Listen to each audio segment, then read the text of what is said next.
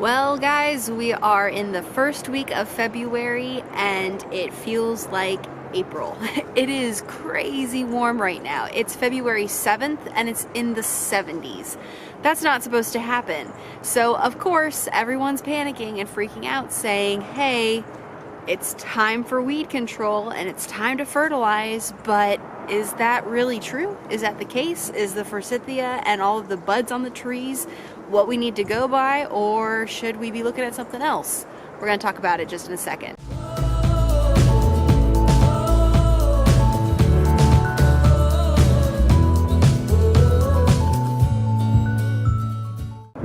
So Forsythia is actually an ornamental plant in the olive family that's kept in kind of a bush form, and almost like a butterfly bush, it's kind of left to look crazy, like it's in need of a haircut all the time. But what's really remarkable about it is that it turns a vibrant, rich yellow color when it flowers in the early springtime.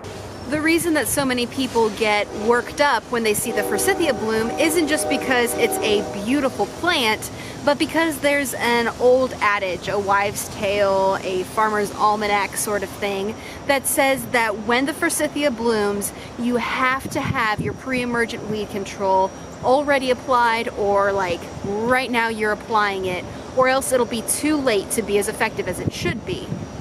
But here's the first problem with that. Forsythia is a plant. It doesn't have common sense or meteorology or even calendars. It's just going by the atmospheric temperature, maybe the humidity level, and maybe the soil temperature.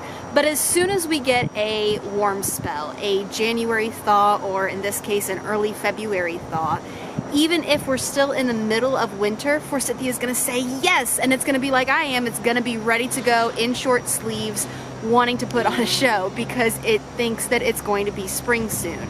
And that's not the case. This week right now is a perfect example because we've gotten a few days of temperatures in the 60s and even the 70s. It's awesome weather, but it's really confusing to the plants. We've got Japanese maples, red buds, Forsythia that are starting to bud and even bloom, thinking that it's the start of spring, but it's a false start. Unfortunately, with all of the increasing changes to our average climate throughout the year in terms of extreme variables and crazy polar vortexes and record-breaking rains, we're losing a lot of the predictability that things like the Forsythia rule used to rely on. It's a lot harder to tell season to season when is going to be the perfect or ideal time to put down things like your first application of pre-emergent weed control.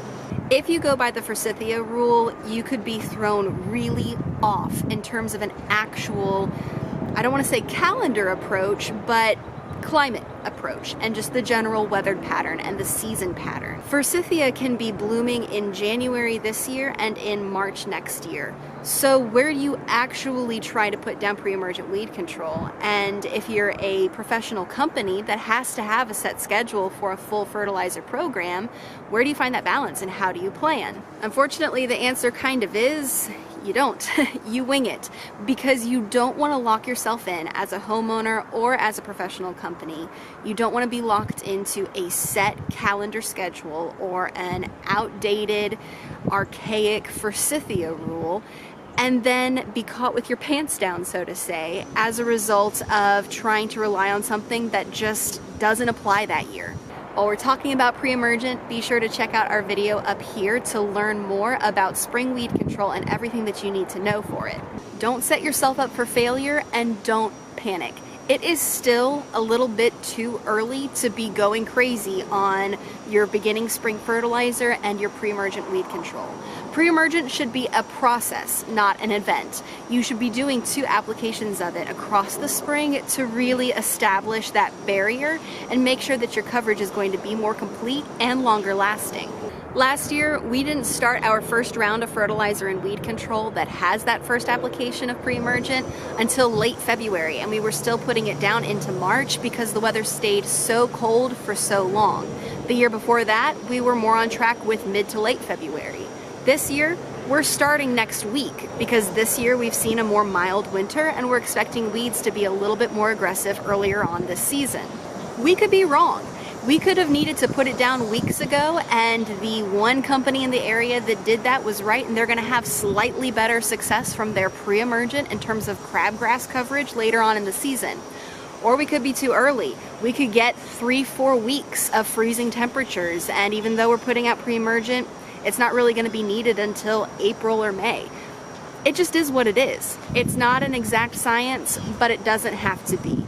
The biggest thing that you can do, and the big thing that Picture Perfect is doing, is reading all of the signs, looking at long-term projections, and adapting our program each year to be appropriate for what we're seeing season to season. You gotta stay on your toes. It's not anything that anyone can predict perfectly because it's nature.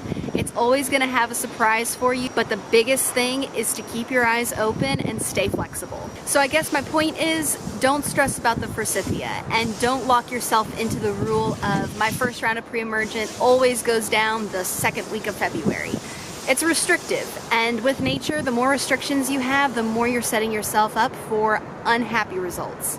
Look at the long-term forecast. Remember that next week is going to be crazy cold. The Forsythia is going to be shocked, and it's going to go back into dormancy before it flowers again later on. So just take the opportunity this week and this weekend to enjoy it. Take a look at the Forsythia, take pictures of it and send it to me because I don't have any Forsythia at our shop or at my house, and I think it's a really pretty bush. And just enjoy this break in the weather before it turns crazy cold again. I hope you guys have a picture perfect day and a picture perfect weekend. Stay tuned for more content. We're gonna be launching soon our 100 subscriber celebration. We are rocked about that. It's awesome. And I'll catch you when it's cold again.